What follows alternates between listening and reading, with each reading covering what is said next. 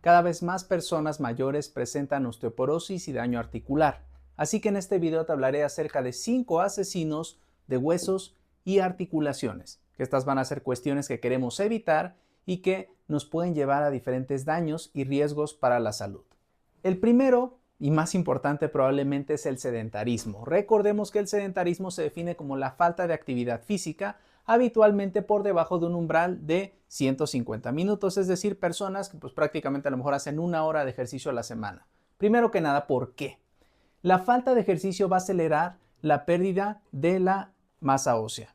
Esto tiene que ver con que tenemos dos sistemas a nivel del hueso. Tenemos un sistema que se dedica a construir, pensamos que son como albañiles, estos son los osteoblastos, y tenemos otro sistema que se dedica a destruir, estos son los osteoclastos. En realidad no es que los osteoclastos sean los malos y los osteoblastos sean los buenos, pero lo que sí es malo es el desequilibrio. Cuando hay demasiada destrucción y poca construcción, lo que va a pasar es que vamos a tener huesos porosos y, dicho de otra manera, huesos con un mayor riesgo de fractura. Por lo tanto, la falta de ejercicio te lleva a más pérdida ósea.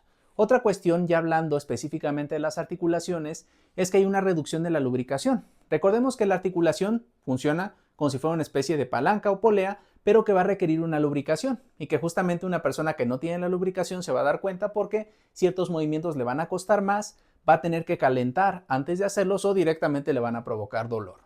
Otra cuestión es que la falta de ejercicio se ha asociado a mayor rigidez. Y algo que se ha encontrado es que las personas, por ejemplo, que hacen más actividad física, particularmente el ejercicio de pesas, el ejercicio de resistencia, parece ser de bastante utilidad para las personas que tienen este tipo de problemas.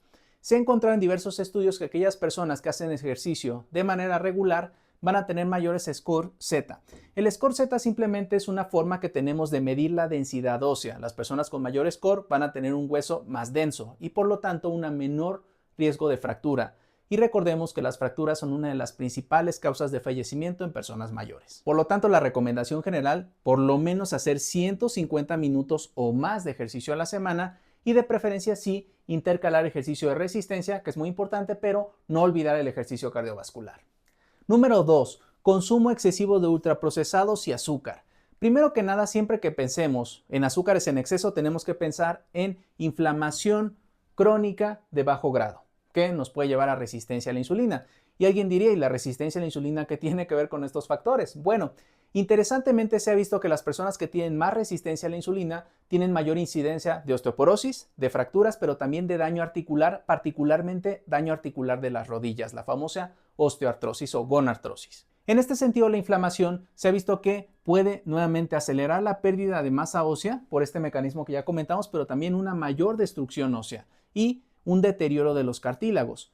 Por eso es que en las personas que tienen este tipo de problemas, el cambiar la alimentación no es solamente para que bajen de peso. El cambiar la alimentación también es de un modo que quizás podamos reducir esta inflamación de bajo grado. Otra cuestión para personas que consumen muchos ultraprocesados y azúcar, pues es que típicamente van a tener un mayor peso, simplemente porque estos van a ser alimentos densamente energéticos.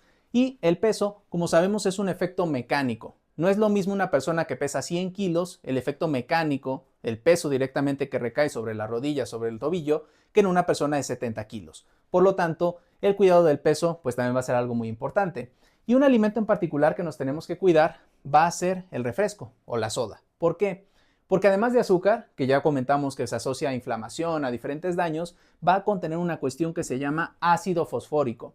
El ácido fosfórico es una sustancia que va a bloquear y va a reducir la absorción de calcio. Por lo tanto, a pesar de que la persona esté consumiendo suficiente calcio para sus huesos, no se va a absorber adecuadamente si está consumiendo refresco de manera regular. Número 3. Dos sustancias que son directamente tóxicas y dañinas para las articulaciones y para el hueso. Consumo de tabaco y consumo de alcohol. Se sabe que el fumar reduce la síntesis del colágeno y el colágeno pensemos que forma aproximadamente el 50% de la matriz ósea. Por lo tanto, lo que va a pasar es que las personas que fuman tienen hasta un 30% mayor riesgo de padecer fracturas y también pues de fallecer por causas relacionadas. Otra cuestión importante ahora hablando del alcohol es que el consumo de alcohol en exceso va a reducir directamente la absorción de calcio. Y como ya comentamos, la síntesis de hueso y el mantenimiento de un hueso sano básicamente tiene que ver con un equilibrio entre yo consumo suficiente calcio, mis osteoblastos sintetizan suficiente hueso y de esa manera yo tengo un hueso mucho más denso. Por lo tanto, aquellas cosas que afecten la absorción de calcio van a ser bastante dañinas en este sentido. Otra cosa que se ha visto es que en aquellas personas que consumen tabaco y alcohol de manera regular hay una dificultad para la recuperación después de una fractura. La fractura es un evento mayor en la vida de una persona y es un evento que puede llevar a la muerte literalmente. Por lo tanto, la recuperación pronta y la rehabilitación temprana van a ser esenciales para que esta persona se reintegre a la vida, pero también para que tenga menores riesgos a largo plazo. Número 4. Altos niveles de estrés y un mal descanso al dormir. Bueno, primero que nada tenemos que entender que cuando nosotros estamos estresados se secretan diferentes hormonas y diferentes sustancias. Una de esas, muy conocida, es el cortisol.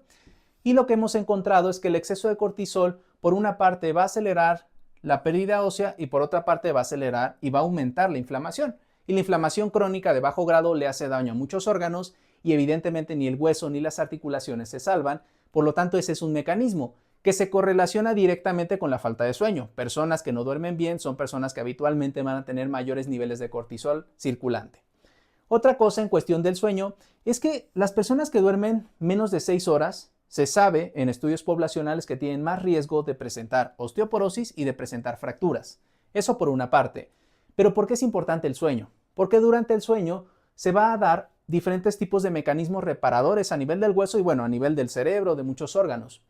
Y si tú reduces esa reparación ósea, pues básicamente lo que vas a hacer indirectamente va a ser reducir la formación ósea. Es decir, va a haber menor síntesis de hueso y por lo tanto, nuevamente regresando para acá, vamos a tener huesitos más porosos y huesos mucho más fáciles de romperse. Por lo tanto, la recomendación general va a ser dormir más de 6 horas, idealmente alrededor entre 7 y 8 horas. También dormir de manera excesiva se ha visto que no es lo mejor, particularmente en aquellas personas que duermen más de 9 horas de manera regular. Deben de saber que no es lo mejor no solamente para sus huesos, sino a nivel metabólico y a través de esta vía de la inflamación también podría ser algo que haga daño. Por lo tanto, hay que tener mucho cuidado con esa parte. Y finalmente, número 5, falta de proteína. La proteína es un nutrimento esencial. No solamente para los adultos mayores, para las personas jóvenes, para los niños, para todos. Porque las proteínas tienen que ver no solamente con la síntesis de la masa muscular, sino que, recordando un dato que comentamos hace ratito, hasta el 50% de la matriz del hueso va a ser una proteína que se llama colágeno. El colágeno lo podemos obtener a través de la alimentación, en alimentos como caldos, también en algunos alimentos vegetales, particularmente vegetales de hoja verde, pero va a ser importante porque una buena cantidad de colágeno nos va a llevar a tener articulaciones más elásticas, pero también a tener mayor resistencia a nivel óseo. El colágeno es una parte esencial del hueso y que de repente como que lo olvidamos un poco. Otras cuestiones que pueden ser importantes en la síntesis del colágeno va a ser consumir suficiente vitamina C. En este sentido, un consumo adecuado de cítricos, de guayaba, de brócoli, de fresa, también puede ser esencial para tener buenos niveles de colágeno. Otra parte importante es el consumo de proteína. Algo que nos encontramos regularmente en la consulta es que las personas mayores no están consumiendo suficiente proteína, muy probablemente porque hay diferentes mecanismos. En general, las personas mayores tienden a comer menos, especialmente después de la cierta hora, ya no cenan. Esto va a hacer que sea más difícil adquirir la proteína porque en términos generales, las personas mayores a veces requieren más proteína que las personas jóvenes.